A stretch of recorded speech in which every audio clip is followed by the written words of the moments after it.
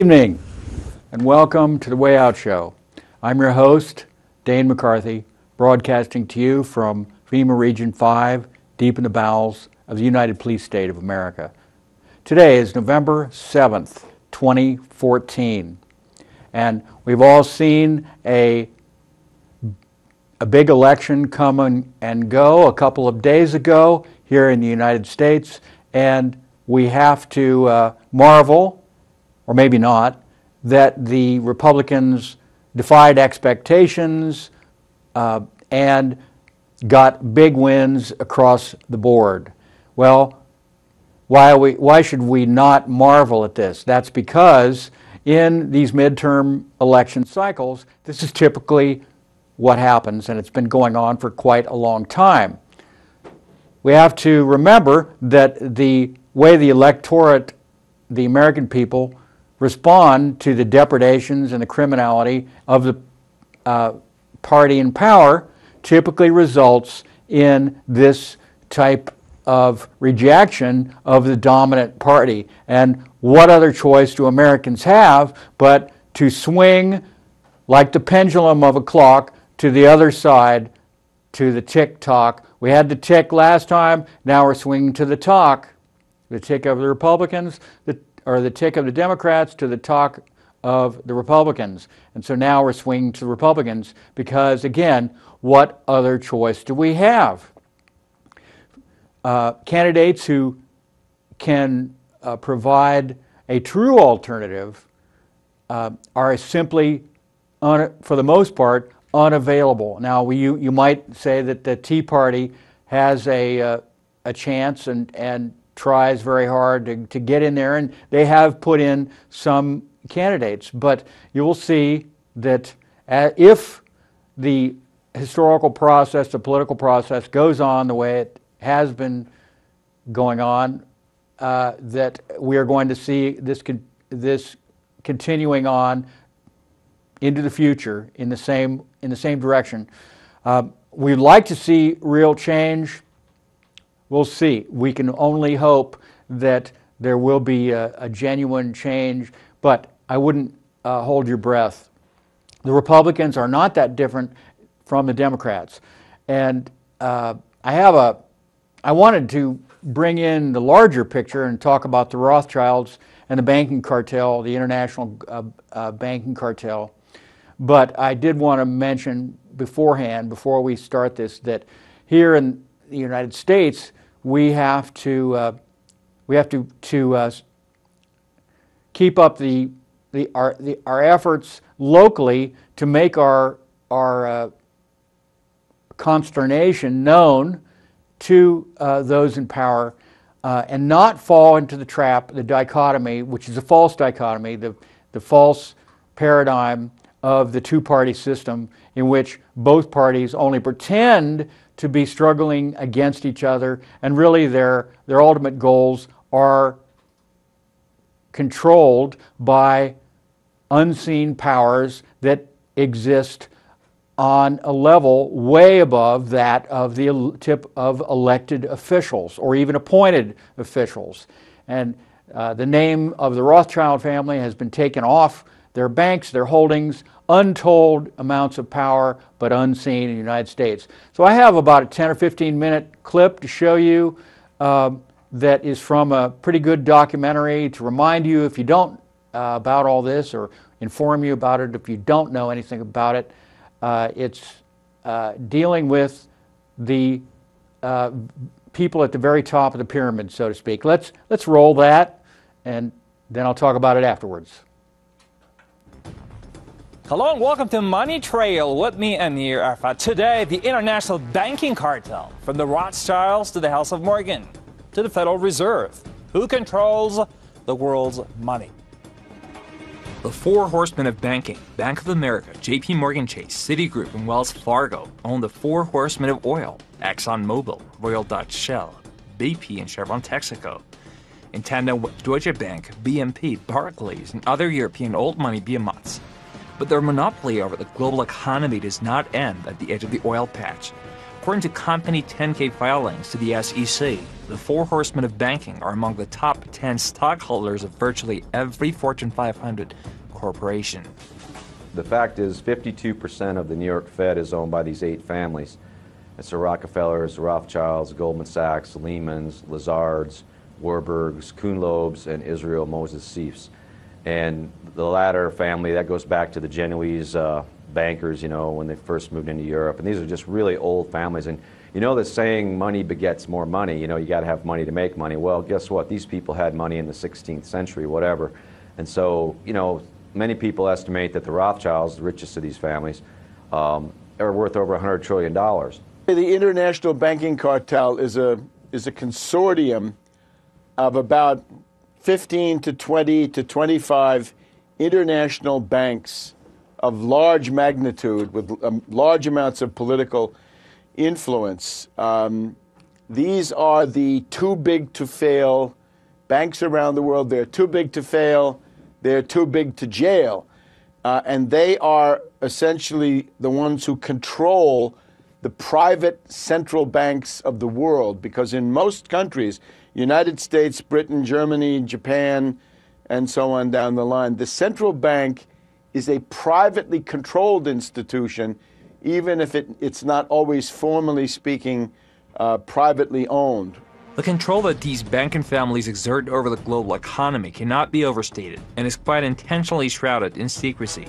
The corporate media arm is quick to discredit any information exposing this private central banking cartel as conspiracy theory, yet the facts remain. And what my book is about is how they've established this total monopoly over the 3 most valuable commodities in the world: guns, drugs, and oil. And then, worse yet, they've taken over the central banks of every country, not just the Federal Reserve, but you know, the Bank of England, the Bundesbank, the Bank of France, Bank of Australia. I mean, you name it. And it's just stranger than fiction that this can happen. But you know, these banking cartels with our fiat currency system, where they can, you know, print more money, lend out more money than they actually have in reserve, and the government backs it. We have the Royal Bank of Scotland. We have HSBC, that's the old Hong Kong, Shanghai Banking Corporation. Lloyds Bank, TSB, that has absorbed HBOS, Building Society.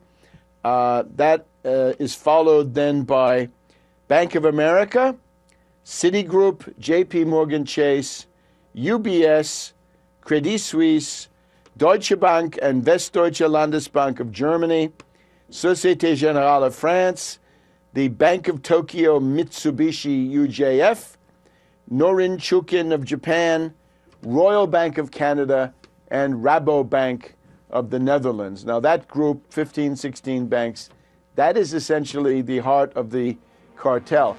One important repository for the wealth of the global oligarchy that owns these bank holding companies is U.S. Trust Corporation, founded in 1853 and now owned by Bank of America. A recent U.S. Trust corporate director and honorary trustee was Walter Rothschild.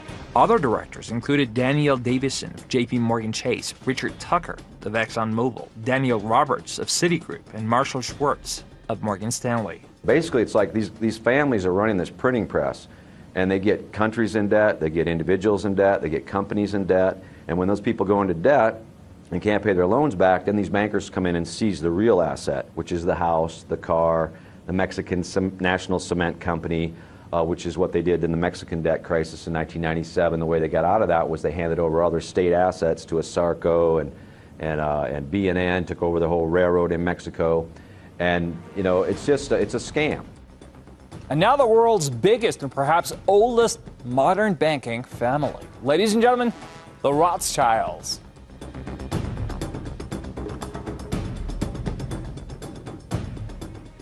In 1694, William III teamed up with the UK aristocracy to launch the Private Bank of England. The Rothschilds and their inbred 8 families partners gradually came to control the Bank of England. Mayor Amschel Rothschild once said, quote, "I care not who controls a nation's political affairs, so long as I control her currency." When Amschel Meyer Bauer inherited the business, he decided to change his name to Rothschild. Amschel soon learned that loaning money to governments and kings was more profitable than loaning to private individuals. Not only were the loans bigger, but they were secured by the nation's taxes. Mayer Rothschild had 5 sons. He trained them all in the skills of money creation, then sent them out to the major capitals of Europe to open branch offices of the family banking business. His first son, Amschel Mayer, stayed in Frankfurt to mind the hometown bank. His second son, Solomon, was sent to Vienna. His third son, Nathan, was clearly the most clever. He was sent to London at age 21 in 1798, 100 years after the founding of the Bank of England. His fourth son, Karl, went to Naples, and his fifth son, Jacob, went to Paris. Rothschilds soon grew unbelievably wealthy. By the mid-1800s, they dominated all European banking and were certainly the wealthiest family in the world. The Rothschild family was a German banking family. Their original name was Bauer. They changed their name to Rothschild. The sons of Mayer Amschel Bauer Rothschild were spread out across Europe. They funded all sides of all conflicts. I guess the most famous instance of that is when they funded the Duke of Wellington and Bonaparte's army. They financed the Crimean War, and they financed, Napoleon and all that stuff. Wellington, both sides of that conflict, and that was the pattern. They started getting the royal families of Europe into debt to them, so they'd owe them money. This is the Waterloo battlefield about 200 miles northeast of Paris in what today is Belgium.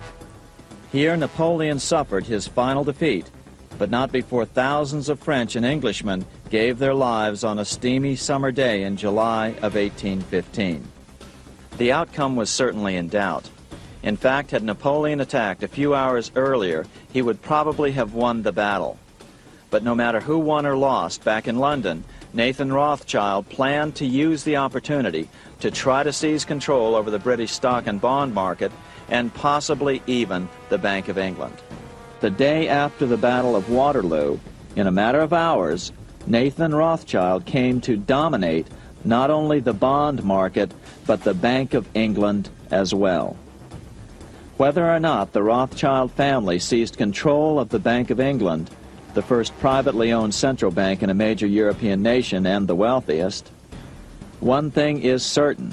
By the mid-1800s, the Rothschilds were the richest family in the world, bar none. Over 2 centuries, disguising what they're doing, disguising what the ownership of their corporations is. There is no reliable information on the magnitude of their wealth in this day and age. Author Frederick Martin estimates that by 1850, the Rothschilds were worth over $10 billion. Some researchers believe that their fortune today exceeds $100 trillion. That's how the Rothschilds started, was by funding these wars in Europe, and they just gained power. The Rockefellers in America were financed by the Rothschilds, along with the Kuhn-Loeb family. They financed Cecil Rhodes, making it possible for him to establish a monopoly over the diamond and gold fields of South Africa. In America, they financed the Harrimans and railroads, the Vanderbilts in railroads and the press, and Carnegie in the steel industry, among many others. In fact, during World War I, J.P. Morgan was thought to be the richest man in America. But after his death, it was discovered that he was actually only a lieutenant of the Rothschilds. By 1850, James Rothschild, the heir of the French branch of the family, was said to be worth 600 million French francs, 150 million more than all the other bankers in France put together. He built this mansion called Ferrier, just east of Paris. Wilhelm I, on seeing it, exclaimed, "Kings couldn't afford this. It could only belong to a Rothschild." At the heart of the whole Rothschild money accumulation was that relationship they had with these royals. And then, then they started acquiring control of all these central banks. And once again, once you have, $1 billion, easy to make 10 billion. Once you have 10 billion, 100 billion is nothing. Once you have that, 100 trillion is nothing. Today, the Rothschilds control a far-flung financial empire, which includes majority stakes in most world central banks. They are founding members of the exclusive $10 trillion Club of the Isles, which controls corporate giants Royal Dutch Shell, Imperial Chemical Industries, Lloyds of London, Unilever, Barclays, Lorno, Rio Tinto Zinc, BHP Billiton. The Club of Isles is led by the Rothschilds and includes Queen Elizabeth II and other wealthy European aristocrats and black nobility. It dominates the world's supply of petroleum, gold, diamonds, and many other vital raw materials. You can't tell the difference between, the Rothschilds and the Royals. It's all the same stuff. And they have joint investments. The biggest investment, I believe, is the Quantum NV Fund, which is based in Curacao, which interestingly is also home to the biggest oil refineries in the Western Hemisphere. It's just north of Venezuela, so they take all that Venezuelan crude, they take Nigerian crude there, they have these huge refineries, Royal Dutch Shell and ExxonMobil own them. And they also have this Quantum NV Fund, a lot of offshore stuff happens there. How about the American version of the Rothschilds? Who started banking in the U.S.? The House of Morgan presided over American finance from the corner of Wall Street, acting as quasi-U.S. central bank since 1838, when George Peabody founded it in London. The Morgan financial octopus wrapped its tentacles quickly around the globe. Morgan Grenfell operated in London. Morgan & Sioux ruled Paris. The Rothschilds' Lambert cousins set up Drexel & Company in Philadelphia. The House of Morgan financed the launch of AT&T, General Motors, General Electric, and DuPont. Like the London-based Rothschild and Barings banks, Morgan became part of the power structure in many countries. Morgan was the official U.S. representative of the City of London and British banking. He was London's man in New York City. This gave him dominant power. A recession in 1893 enhanced Morgan's power. That year, Morgan saved the U.S. government from a bank panic, forming a syndicate to prop up government reserves with a shipment of $62 million worth of Rothschild gold. The origin of the situation we're in now, right? Where do we get this world banking cartel, and how do they control the finances and the central banks of these countries? It actually takes us back to 1895, and this was an attack on the United States organized by London and by Morgan. And the goal was to force the U.S. Off the gold standard by buying up all the gold that was in the backing of the U.S. dollar. And at the height of the crisis, there's a meeting between Grover Cleveland and the current Morgan of those days. Grover Cleveland was the president of the United States, and essentially Morgan said, London and I demand to control the U.S. public debt, and if you do that, we'll stop attacking the dollar. But if you don't, we'll wreck the dollar, we'll cause a depression, and that will be the end of you. And at that point, Grover Cleveland surrendered to London and to Morgan. Morgan was a driving force behind Western expansion in the U.S., financing and controlling westbound railroads through voting trusts. The House of Morgan was cozy with the British House of Windsor and the Italian House of Savoy. The Kuhn-Loebs, Warburgs, Lehmans, Lazards, Israel Moses Sieves, and Goldman Sachs also had close ties to European royalty. By 1895, Morgan controlled the flow of gold in and out of the U.S. The House of Morgan financed half the U.S. World War I effort, while receiving commissions for lining up contractors like GE, DuPont, U.S. Steel, Kennecott, and Sarco. Morgan also financed the British Boer War in South Africa and the Franco-Prussian War. The 1919 Paris Peace Conference was presided over by Morgan, which led both German and Allied reconstruction efforts. Money makes strange bedfellows. How the Morgans and Rockefellers came together. In 1879, Cornelius Vanderbilt's Morgan-financed New York Central Railroad gave preferential shipping rates to John D. Rockefeller's budding Standard Oil monopoly, cementing the Rockefeller-Morgan relationship. Morgan and Edward Harriman's banker Kuhn-Loeb held a monopoly over the railroads, while banking dynasties Lehman, Goldman Sachs, and Lazard joined the Rockefellers in controlling the U.S. industrial base. The Morgans financed all the railroads, and Rockefeller at that time was, just another guy on the oil patch. And what he did is he cut deals with the railroads based on volume, that they would transport his crude at a better rate than other people got. And so not only that, but he started selling oil. He started selling oil below cost to refiners. And what that did is it drove a lot of wildcatters out of business in Texas, Louisiana, because you can't sell oil for less than the price it costs to produce, right? Unless you're John Rockefeller. And so he ran them out of business, and then he bought all the refineries. But that's the most notable instance where J.P. Morgan, early on with the railroads helped the Rockefeller family, and vice versa. Well, what you have now is J.P. Morgan Chase. So see, the Chase Bank has always been the Rockefeller Bank, the big one, and along with Citigroup. But the Citigroup, James Stillman and some other families that have big chunks of that, Harkness family. But Chase has always been the Rockefeller Bank. In the insurance business, the Rockefellers control Metropolitan Life, Equitable Life, Prudential, and New York Life. The Rockefeller banks control 25% of all assets of the 50 largest U.S. commercial banks and 30% of all assets of the 50 largest insurance companies. Companies under Rockefeller control include ExxonMobil, Chevron Texaco, BP, Marathon Oil, Freeport McMoran, Quaker Oats, Osiarko, United Delta, Northwest, ITT, International Harvester, Xerox, Boeing, Westinghouse, Hewlett-Packard, Honeywell, International Paper, Pfizer, Motorola, Union Carbide, and General Foods. Speaking of the international banking cartel, how about the U.S. Federal Reserve? Where does the Fed stand? The Federal Reserve is a center of it. It's really one of the governing institutions. By the way, let me say, I write about this in my book, Surviving the Cataclysm, Your Guide Through the Greatest Financial Crisis in Human History. And here on the cover, we have the Fed breaking up. Everyone who can read the writing on the wall can see the Federal Reserve Bank controls the United States government. They control every aspect of the economy, and they are controlled by a international bank according to the rules that everybody knows. Basel III. That's the rules by which all the private central banks operate, and it's set in a foreign country, which means the Federal Reserve Bank is a treasonous institution that destroys or has destroyed American sovereignty, as has the European Central Bank and the banks around the world, as has,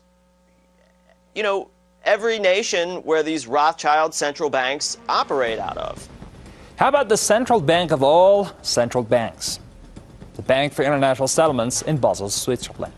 The Bank for International Settlements is the most powerful bank in the world, a global central bank for the 8 families who control the private central banks of almost all Western and developing nations. The Bank for International Settlements is owned by the Federal Reserve, Bank of England, Bank of Italy, Bank of Canada, Swiss National Bank, Nederlandsche Bank, Bundesbank, and Bank of France.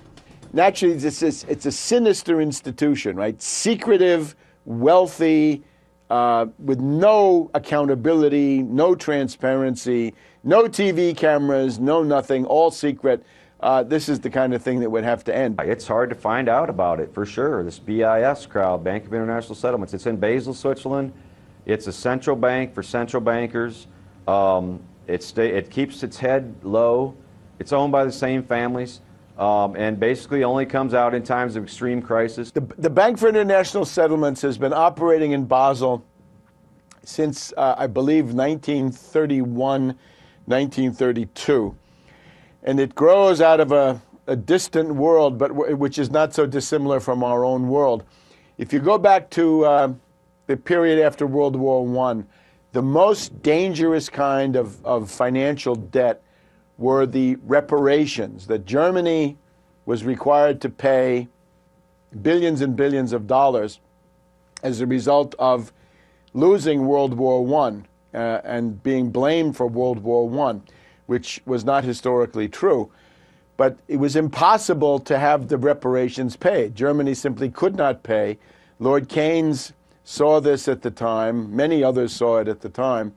So there were constant attempts to reorganize the reparations and keep them going. One was the Dawes Plan of 1923-24, and then there was the Young Plan of 1931-32, which also created the Bank for International Settlement. Historian Carroll Quigley wrote in his epic book Tragedy and Hope, the Bank for International Settlements was part of a plan to, quote, create a world system of financial control in private hands able to dominate the political system of each country and the economy of the world as a whole, to be controlled in a feudalistic fashion by the central banks of the world acting in concert by secret agreements.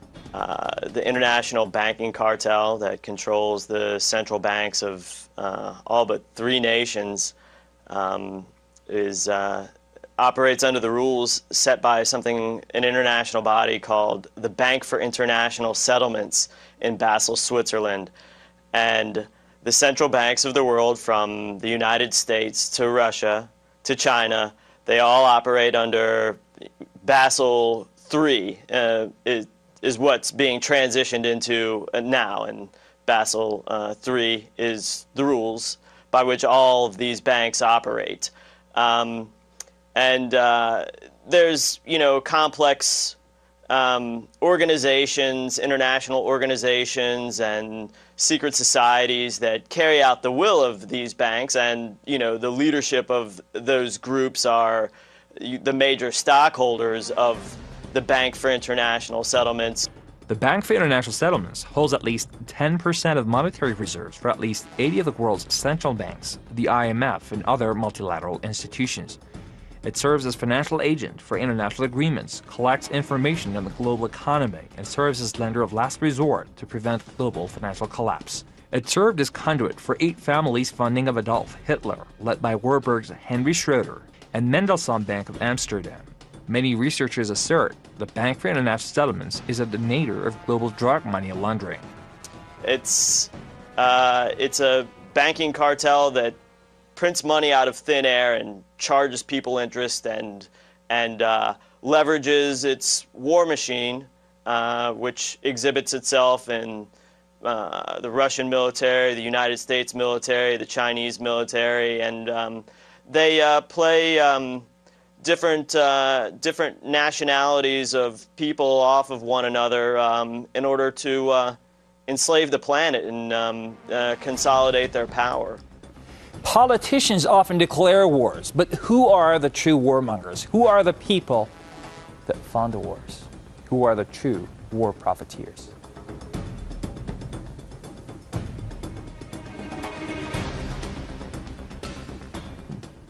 The controlling of the money supply and the economy is only a portion of the power the international bankers wield against us. The next tool for profit and control is war. Since the inception of the Federal Reserve in 1913, it seems as if we have been in a perpetual war at one place or another. There's a reason for this.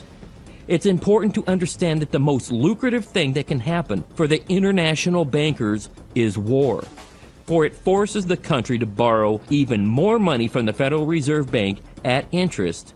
Not only that, but they have heavy investments in the weapons manufacturers. Guns, drugs, oil.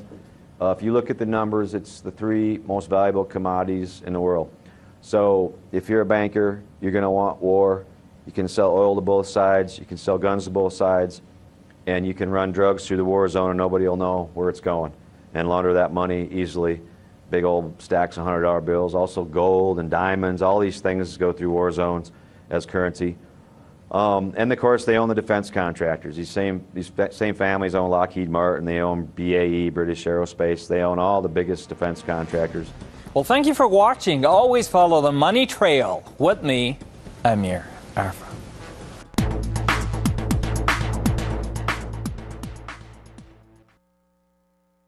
All right. Well, we have a very interesting little tidbit of information there. It's a pretty big bite of information, I would say.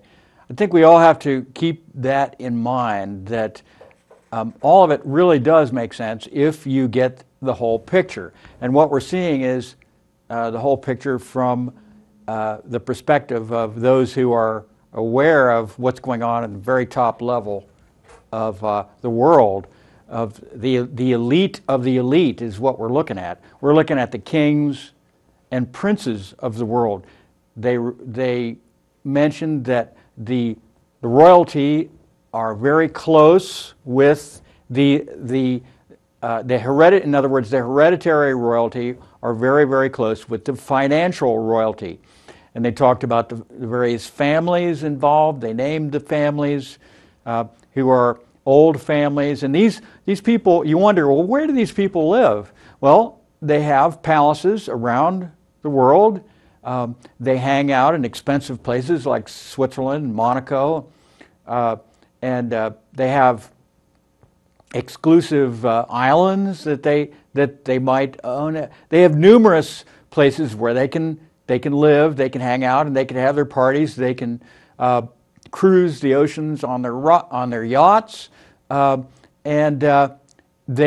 this is where politicians go to be sort of anointed, or movie stars, very high-level movie stars are sometimes invited to these parties at which in which royalty and the financial the inherited royalty, the dynasties, they attend these parties, and really this is the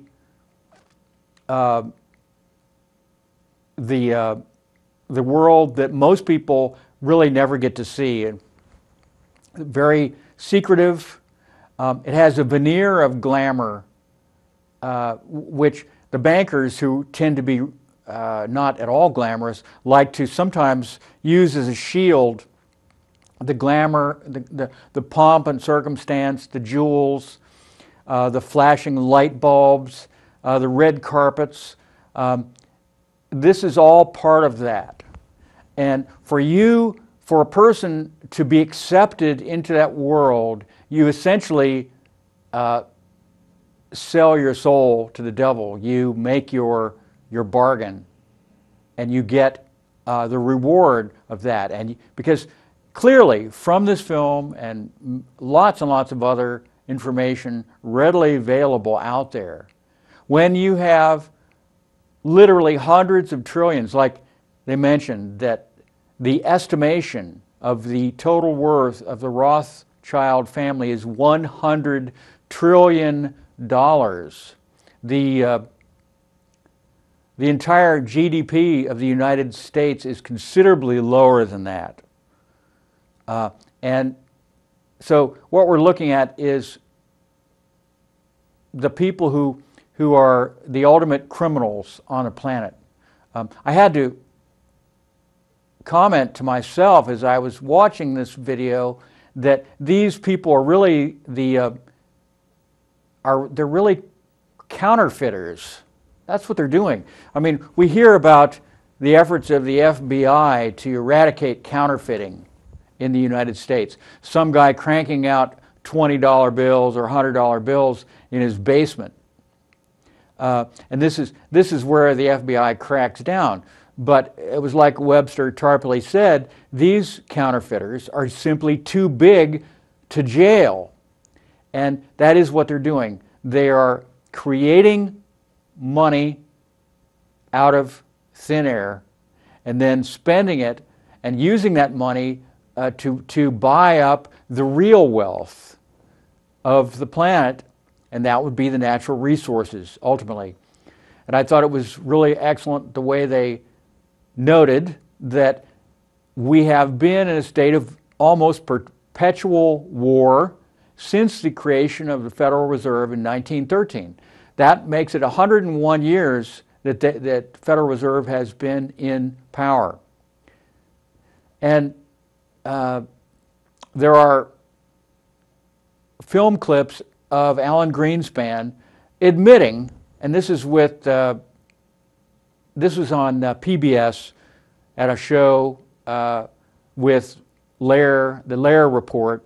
He was interviewed, and he admitted that the Federal Reserve was an independent agency which was above the level of Congress. In other words, no one in government could tell the Federal Reserve what to do, and they also could not countermand any of the decisions made by the Federal Reserve. They call themselves an independent agency. This is what Alan Greenspan, the former head of the Federal Reserve banking cartel, actually said on television, that they were an independent agency. Now, most people think of the Federal Reserve as being an arm or a government agency, but he said that we are an independent agency.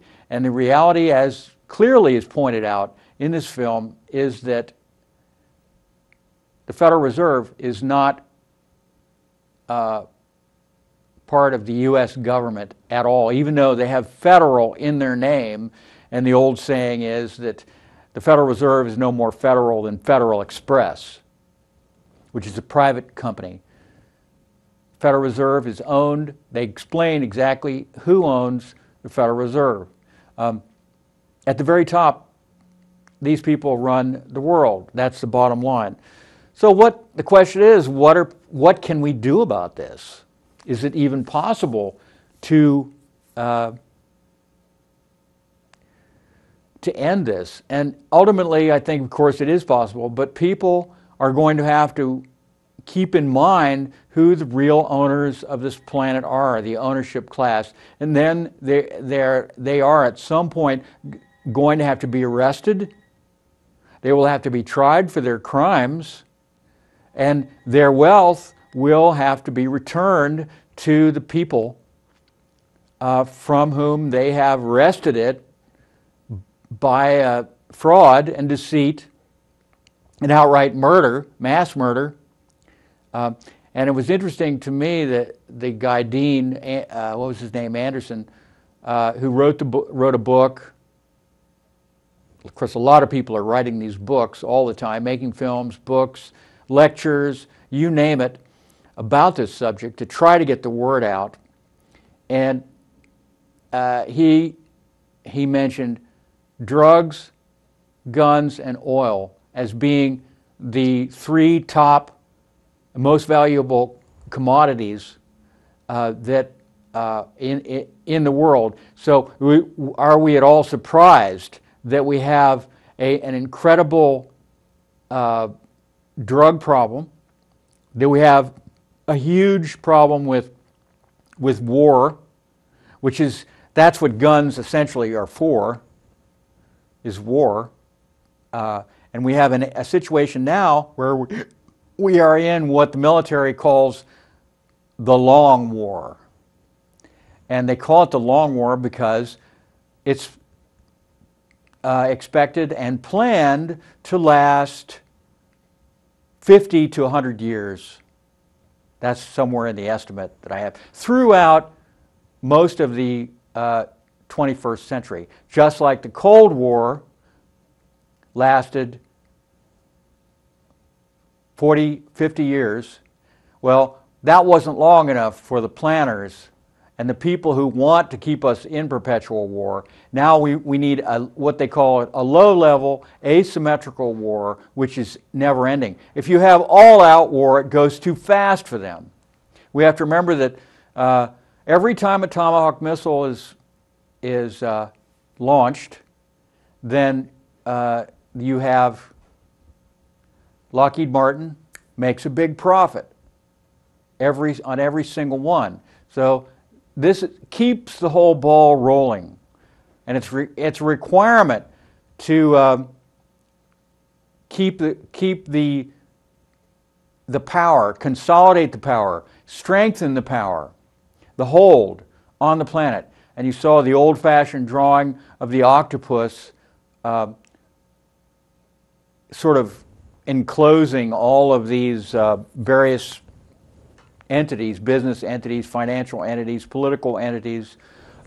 I've seen other older pictures. You don't see this now so much. The Rothschild name has been expunged from people's consciousness, and the name of the other controlling families like the Warburgs. You don't hear it.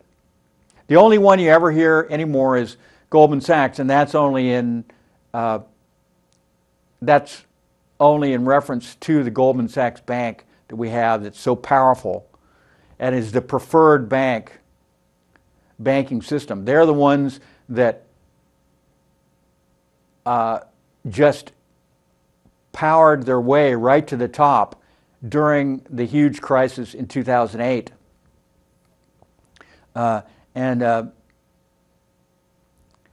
So is it any wonder that a bank named Goldman Sachs, I mean, most of them are owned by the same people anyway, but anyway, they chose Goldman Sachs to rise to the top.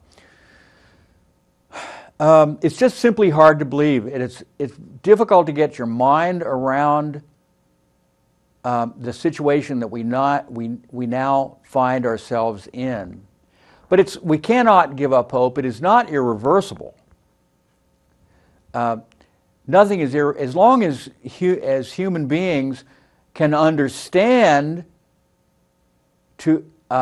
and be aware and be educated so that they know who their oppressor, their true oppressor is, then when the time is right, they can do whatever it takes in order to throw off that oppressor. And we can only hope that at some point down the road this will happen. And you know, it's just amazing. You might say, well, really, what does it hurt? Most people seem to be doing pretty well. I think that most people don't really understand the level of danger that we are living under.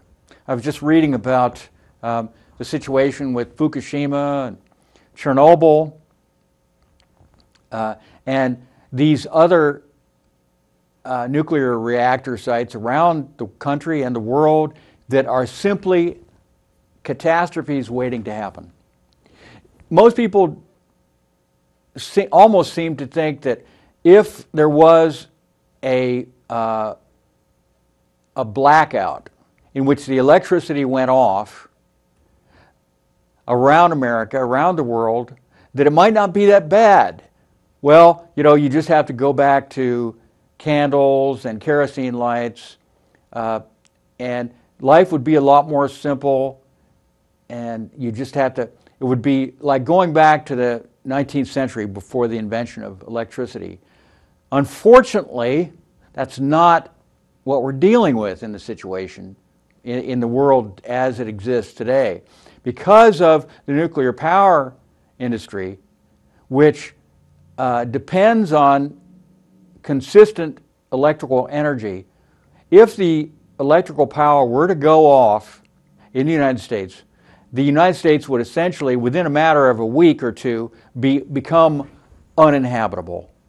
And that is because you would have multiple meltdowns of the reactors, just the way we saw in 3 Mile Island, in Chernobyl, and in Fukushima. Around the world, there are hundreds of reactors, and they are all at risk. And from the information that I have, even without having a meltdown, a nuclear reactor, commercial nuclear reactor, is leaking a certain level of radioactivity. And you might say, well, that's not enough to hurt anybody. Unfortunately, the establishment of it has been scientifically established that there is no safe level of radioactive exposure. Women who are pregnant are not supposed to be getting X-rays, which normally would be what they consider safe, a safe exposure to radioactivity.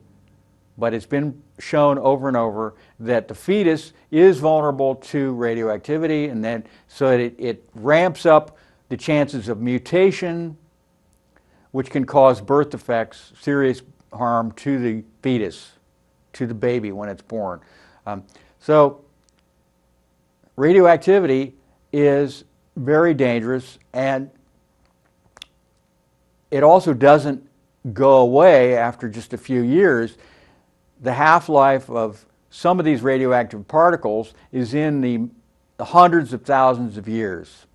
And this is effectively forever in terms of human history. And so you can see the magnitude of the problem. For We don't hear much about Chernobyl these days, but the dead zone around Chernobyl still exists to this very day, even though it had its catastrophe in the 80s. And the Ukrainian government still, with the help of Russia and others, has still not been able to create a safe and permanent sarcophagus for the Chernobyl, the building, the container of the reactor that melted down. There was a cement cover poured and placed over that at the risk, and a lot of people died doing it because it was so radioactive, and it's still not a permanent fix. So this is just one situation. Fukushima is even more horrific. We have the government in a state of denial.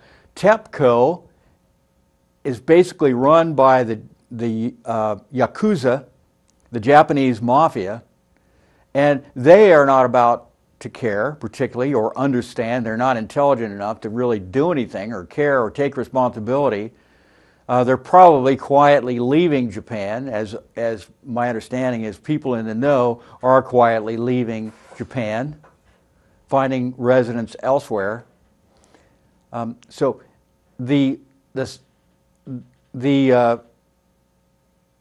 an even worse catastrophe than the one we experienced a couple years ago at Fukushima is possible. And it's just something that most people really don't even want to consider or deal with, and we almost have to remain in a state of denial if we're going to be able to live our lives. And maybe that is just the best thing to do, is if you can't do anything about it, you might as well just forget about it and just pretend that everything's going to be fine. Or if it all doesn't turn out so well, then that's c'est la vie, and bye-bye the human race. But I do think that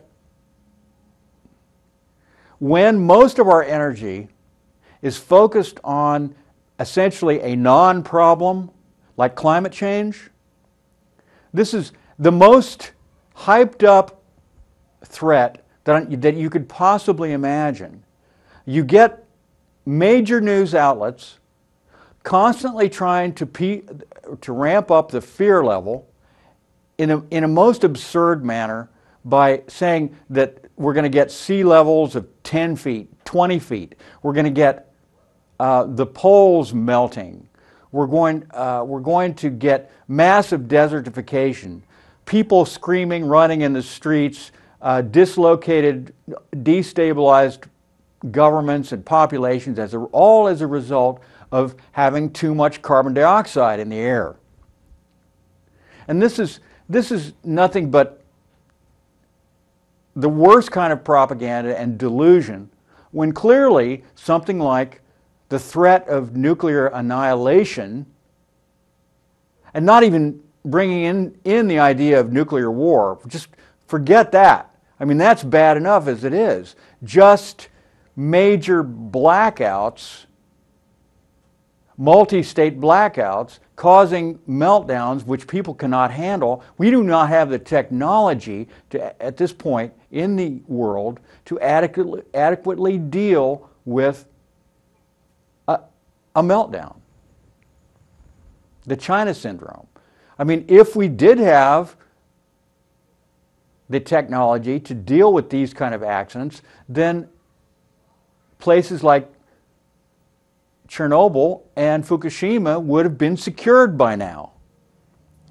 But the blindness, the stupidity, and the downright evil of these major multinational corporations that control this criminal class at the very top, that control the world, is threatening to bring about the downfall of the entire human race. And it's not even close a essentially benevolent and a harmless gas like carbon dioxide. Carbon dioxide is unlike what the EPA said, which is EPA claims that carbon dioxide is a toxic gas harmful to human health. It has ruled this officially. And this, of course, gave them the ability to, the political cover to make whatever efforts they could in order to tax your carbon dioxide output. If they can get it through, if they can make people believe that your carbon footprint is harming the earth and they can get you to, and they can tax you for it, this is another revenue stream. It's more than about revenue. It's about owning you at the very deepest level and making you into a slave, into a serf in a neo-feudalist world in which the hoi polloi, the elite of the elite, and their sycophants, their court jesters, their followers, can live in a world in which all of the goodies, all of the luxuries, all of the best food, all of the best residences, the technologies, and everything that is available on planet Earth to make life more pleasurable and fun belongs to them, and they have access to it, and the rest of the people do not. And these people are essentially insane.